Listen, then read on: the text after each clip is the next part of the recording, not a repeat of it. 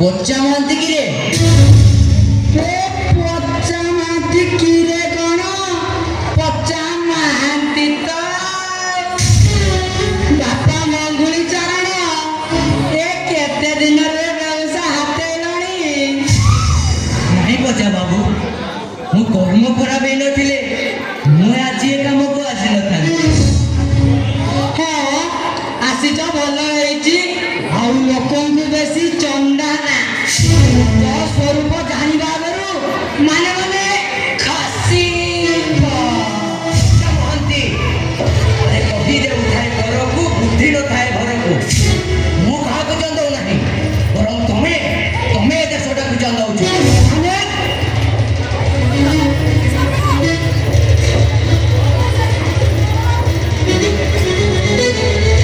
ଛତିଶଗଡ଼ର ତେଲ ଲଗେଇବା ଲୋକ ତ। ଯେତେ ବଡ ପାଟି ହୁଏ ସେତେ ବଡ ବଡ କଥା କହୁଛୁ। ମୋ ନାଁ ପଚା, ମୋ କଥା ସଚା, ମୋ କାମ ଆଚ୍ଛା। ହଉ ଜାଣିଛି, ତମରି ଭାଇମାନଙ୍କୁ ଯିଏ ଗୋଇଠା ମାରୁଛି ତାରି ପାଦ ଧୂଳି ଚାଟୁଛ। ବୁଝି ବିଚାରି କଥା କହ।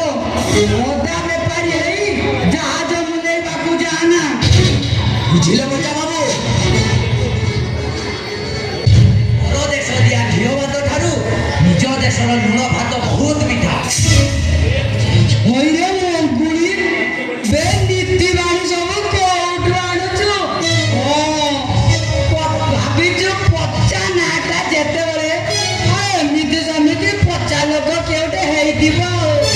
ହେଲେ ମୋ ନାଁ ପଚା, ମୋ କଥା ସଚା, ମୋ କାମ ଆଚ୍ଛା। ହଉ ତମେ ଯାଅ ତମର ସେ ଆଚ୍ଛା କାମ କରିବା। ତମ ପରି ଲୋକ ସହିତ କଥା ତ କଥା, ମୋ ମୁହଁ ଚାହିଁବା ଉଚିତ। ଚାହିଁବୁନି? ଆଖି ଥିଲେ ସିନା ଚାହାନ୍ତୁ। ଭଗବାନ ତ ସେଇଟା ବି କାଢି ନେଇଛନ୍ତି। ଆଗ ବାବୁ ଛାଡ଼, ଦରପୋଡ଼ା କାଠକୁ ଯେତେ ମାଠିଲେ ସେ ସେଇ ଦରପୋଡ଼ା କାଠ ହେଇଗଲା। ଆଉ ତୁ ସମ୍ପୂର୍ଣ୍ଣ ପୋଡ଼ି ପାଉସି ହେଇ ବାୟୁମଣ୍ଡଳରେ ଯାଇ ମିଶିଯିବୁ। ଆଉ ଆକାଶରୁ ଉଡ଼ି ଉଡ଼ି ଆସି ସ୍ୱର୍ଗପୁରରେ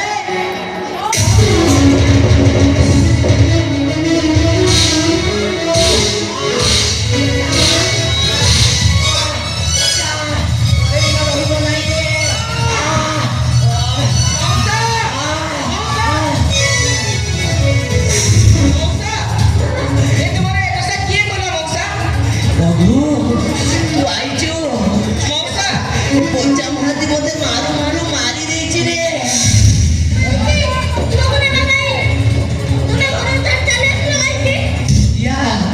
ତୁ ଆଇଛୁ, ମୁଁ ବଞ୍ଚିବି ନାହିଁ ରେ। ଏ ପଚା ମହାନ୍ତି ମୋ କମାଣି ଖିଆଟା ସାରି ଦେଇଛି। ଠିକ ଅଛି ମଉସା, ତୁମେ ଘରକୁ ଚାଲ ମଉସା।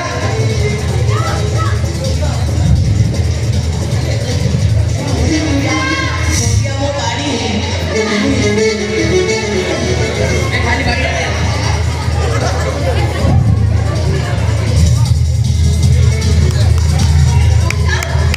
ତମେ ଘରେ ଚାଲି ଆସିଲ ମଉସା। ଲକ୍ଷ୍ମୀକୁ ଟିକେ କିଛି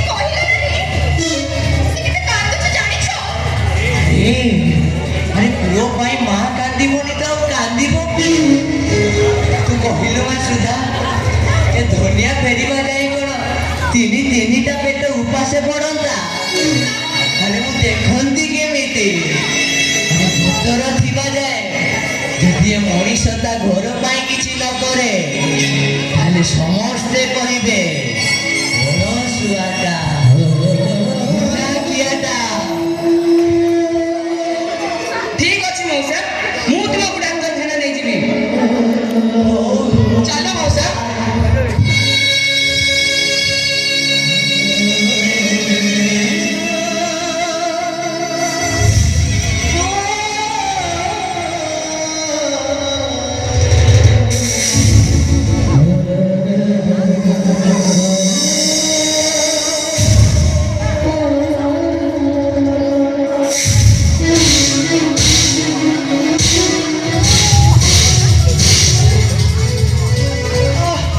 ଟିକେ ଢିଲା କରେ ବାପ, ଟିକେ ଢିଲା କର। ଟିକେ କାହିଁକି ଢିଲା କରିବି?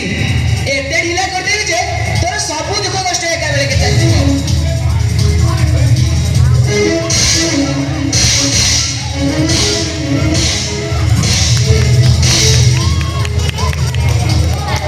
ବେଶୀ ହେଇଗଲାରେ ବାପ, ଟିକେ ଢିଲା କର ବାପ, ଟିକେ ଢିଲା କର।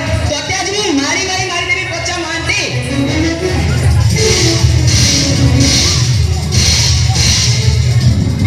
ବଡ ଚାଟୁଥିବା କୁକୁର, ତତେ ମୁଁ ଆଜି ସାନ୍ତୁଳି ସାନ୍ତୁଳି ମାରିବି।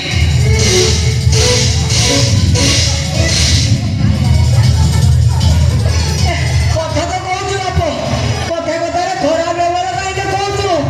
କାହିଁକି ନା ତୁ ଯାଇ ଇଂରେଜକୁ ଆମର ସବୁ କଥା କହିଦଉଛୁ। କାହିଁକି କହୁଥିଲୁ ବେ? କହ। ମୁଁ କହିନି ରେ ବାପ, ସେମାନେ ପଚାରନ୍ତି ରେ ବାପ। ଆଉ ତୁ ତ ଜାଣୁ ବାପ, ମୋ ନାଁ ପଚା, ମୋ କଥା ସଚା, ମୋ କାମ ଆଚ୍ଛା। ତୁ ସେ ମଙ୍ଗୁଳ ମଉସାଙ୍କୁ ମାରି ତାଙ୍କ କମର କାହିଁକି ଭାଙ୍ଗି ଦେଇଛୁ? କହ ବେ। କିଏ କହିଲା? କିଏ କହିଲା? ମୁଁ ମଙ୍ଗୁଳି ମଉସାକୁ ମାରିଲି? ଆରେ ମୁଁ ଖାଲି ତା ଦେହରେ ହାତ ଦେଇ କହିଲି, ବାପା ମଙ୍ଗୁଳି ଏ ବୟସରେ କାମ କରନା। ଏତିକି କହୁ କହୁ ଗଡ଼ି ପଡ଼ିଲା। ଅଭାବୀ ଘର, ପୁଣି ଅନ୍ଧଟିଏ, ବୁଢ଼ାଟିଏ, ବତର ବୋଲି ଠମ୍ପେ ନାହିଁ। ଏତିକି କହୁ କହୁ ଗଡ଼ି ପଡ଼ିବ ବୋଲି ମୋର ସେ ଆଶା ନଥିଲା। ଆଚ୍ଛା, ତୁ ତାଙ୍କୁ ନଉଥାଇ କାହିଁ ପଳେଇ ଆସିଲୁ? କହେ। ସେଇ କଥାଟା ପଚାର ବାପ। ଏଇ ଲୋକଙ୍କ ଭୟରେ ଏଇ ବଡ଼ ଲୋକମାନେ ମତେ ଦେଖିଲେ ସହି ପାରନ୍ତିନି ରେ ବାପ। ଦେଖିବେ ଯଦି କହିବେ ଏଇ ପଚା ମାରିଛି।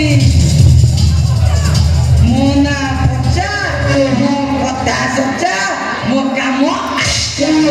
ଆଚ୍ଛା, ତୁ ଆଚ୍ଛା ରକମର କାମ କରୁ ନା? ମୁଁ ବି ତତେ ଆଜି ଆଚ୍ଛା ପୁରସ୍କାର ଦେବି।